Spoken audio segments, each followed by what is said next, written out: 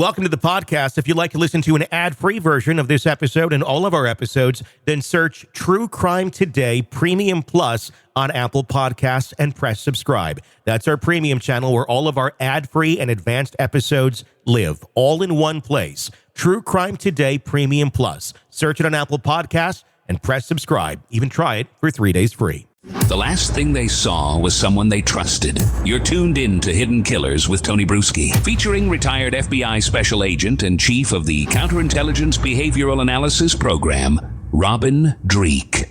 Let's talk about the family real quick because the mom had made a comment, and I'm just going to paraphrase here, something to the effect of, "I could see him doing this."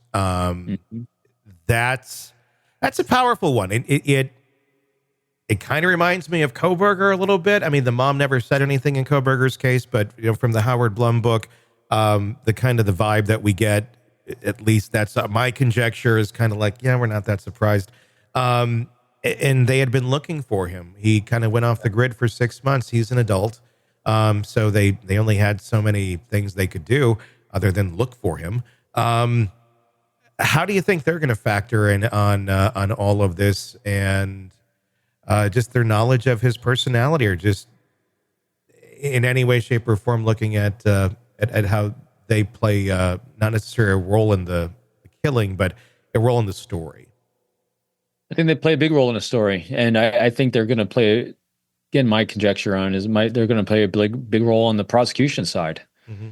I think they're going to help paint that arc, that life arc, because a lot of times we have a hard time filling in the data points on the life arc to say this makes sense. Mm-hmm. We're always looking for doing subpoenas and deeper dives and all the people surrounding them to see, why would someone do this? What's the motive? I think the mom saying things like that and being, it looks like, cooperative with law enforcement from the get-go on this is going to give us a lot of data points up until that point. So again, very early on, you and I were saying, it's Hawaii.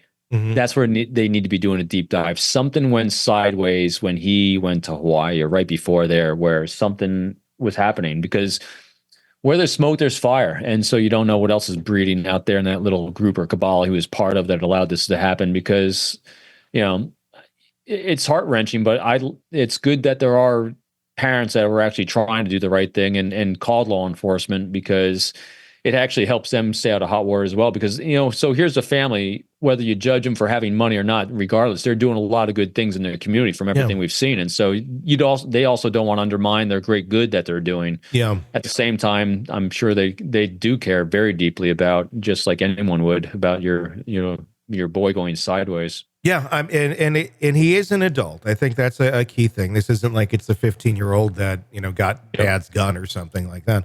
So I mean, that's a key distinction.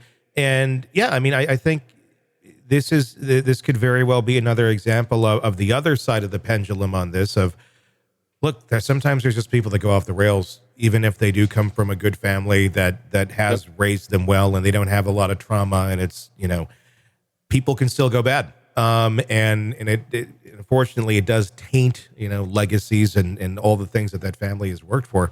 But it shouldn't, and I think long-term wouldn't define it.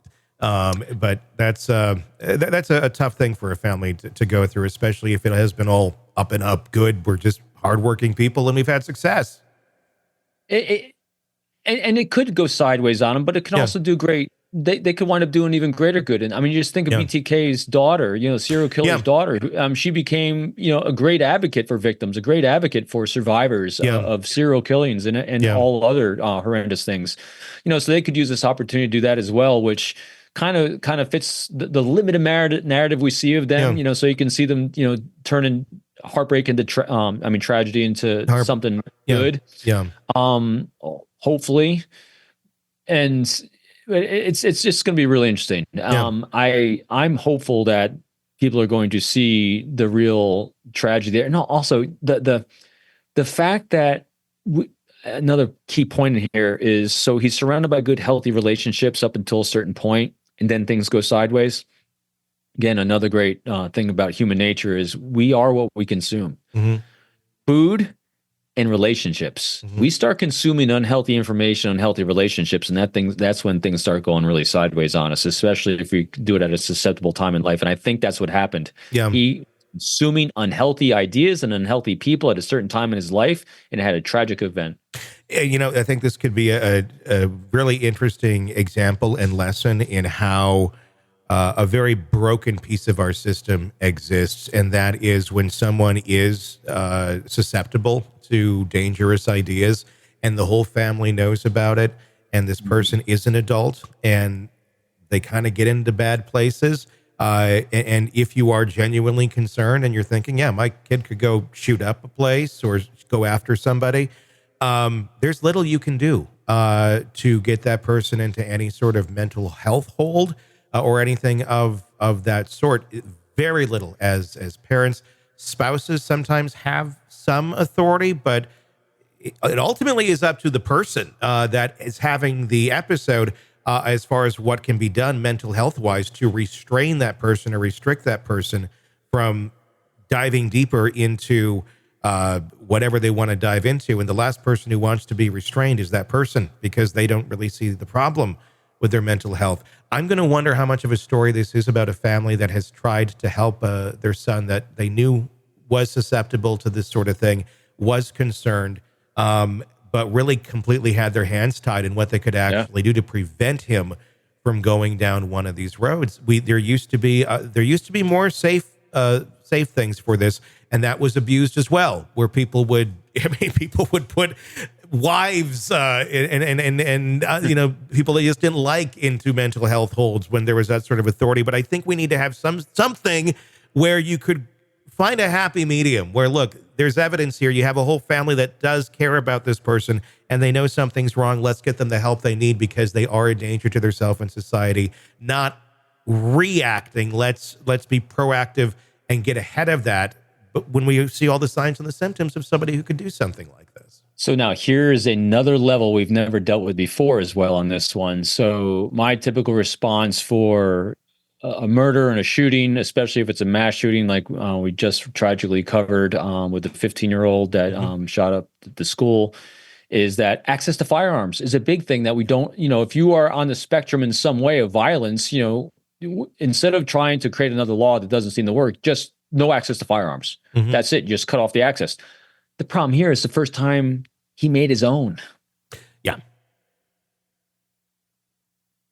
You can't even blame a gun manufacturer on this one. You can't blame anything. He made his own ghost gun. Yeah.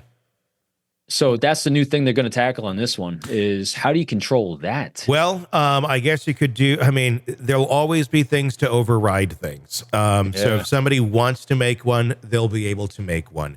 But like on a copy machine in the United States, you can't copy money. Any modern copy machine will stop. It will not work. Did you know that? No, but I'm shocked that you do. I was curious one day, and here's the. I'll give a short story on this. Back in my radio the things days, that pop in my mind when you start talking is like, that's interesting, Tony. here's the story on it, and it is an incident. I'm not running a money copying business out of my basement. When I was in radio like 20 some years ago, we got a color copier and our radio station had a fish tank window out onto our main street. So there's always people out there and we would interact with them through the radio, through the speakers. And we got a color copy machine and it was like a nice one. This is like 98 ish. So we made a fake 20 on a color copy machine and then had a string attached to it that we could pull from inside the building and run it. So the person's trying to pick up the bill and we're pulling it. We didn't want to use real money because we're poor and we're in radio. So it was fake. Right. And I was amazed at how real that looked back then. And so this is 28 years ago. I was curious because I just got a new printer for photography and things like that. And I was curious today, or not today, but several months ago, how good can it do today, with technology? Right. I'm really curious. And so I tried to put one in there and it's like, nope, can't do it. And I looked it up to like, what's going on with this? And it's in all the programming. You can't do it, which I think is great because is it going to stop true money? Right. People are doing that. No, but it's going to stop the teenager who has bad ideas and has no money from copying money and getting it out into the system. You do realize that you have your thousands and thousands and tens of thousands of followers now trying this on their own printers. It won't work. I'll tell Including you. me. Yeah. I'm going to try. Well, I mean, it's a Canon. I mean, it's made for like photography and real pictures. Right. So I don't know. I mean, maybe on lesser grades, it doesn't matter because it will look fake. I have no idea. Now we have to get the caveat. Folks, don't try this at home. Don't try this only at by, home. Only by professionals. No, and it's not. But I mean, like movies have fake money. I mean, these sort of things are produced. But yeah, that was just my curiosity there on that. I don't. So you're saying that they should be able to come out with 3D printers that they're incapable of doing parts. That's for the point. Guns. That's my very long-winded point that I had to go on a tangent about. Yes, put that into the programming of commercial ones that are out there that people easily get, and they can't, or you can hack into it, but the average person wouldn't. And it just prevents those sort of things from being made. The problem is, I think it's produced in different sizes and stuff. So I guess you just bump up I don't know. There'd be so many ways around it. It's a problem you truly cannot solve. Yeah, it's a tough one. If someone is hell-bent to kill someone, they're going to figure out a way You can put roadblocks in place on this by preventing the software from doing it. For someone who just thinks they're going to do this. Now they have to be a tech person that can get around those roadblocks. Yeah. It's like gun laws. It's like it's not designed to prevent, but it's designed to prevent the ones who shouldn't. And we should have maybe more things in place that are a little more in line with reality. So this then brings me to the overarching thing of how I stayed to be this positive person at all times because of my study of history. And so now I've been referencing TV shows a little bit more to give a taste. I'm also, as you know, a huge science fiction fan. Mm-hmm. I'm also a huge Battlestar Galactica fan, especially the new one that came out in the early 2000s. And all this has happened before, and all this will happen again. So as new things are invented, things will be invented to counter them. The new things that happen, we are always a pendulum as a species, between swinging from one extreme to the other. Every now and then we come back center, and for a few years, things are rocking really good, and then it swings again. But here's where it's really good to keep positive. We'll all be okay. Life doesn't go from 0 to 100. It's 0 to 1 mile an hour. We figure out the system in which we're living. We figure out how to stay safe and keep those safe around us. And that's why we do so well on these shows, because we educate the world on how to stay safe and take care of each other to stay away from the crazy around us. And that's the positive note as we walk into 2025. Welcome to the podcast. If you'd like to listen to an ad-free version of this episode and all of our episodes, then search True Crime Today Premium Plus on Apple Podcasts and press subscribe. That's our premium channel where all of our ad-free and advanced episodes live, all in one place. True Crime Today Premium Plus. Search it on Apple Podcasts and press subscribe. Even try it for 3 days free. Let's be honest. Nothing kills the thrill of a good murder mystery like a commercial for laundry detergent. It's like someone slapping a closed sign on your favorite dive bar.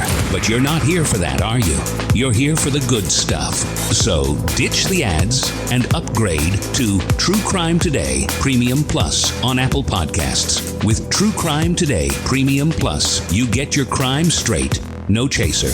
Commercial free with extended interviews and early access. It's like getting the bartender's special when the bar's already closed. Search for True Crime Today Premium Plus on Apple Podcasts. Subscribe and drink it all in.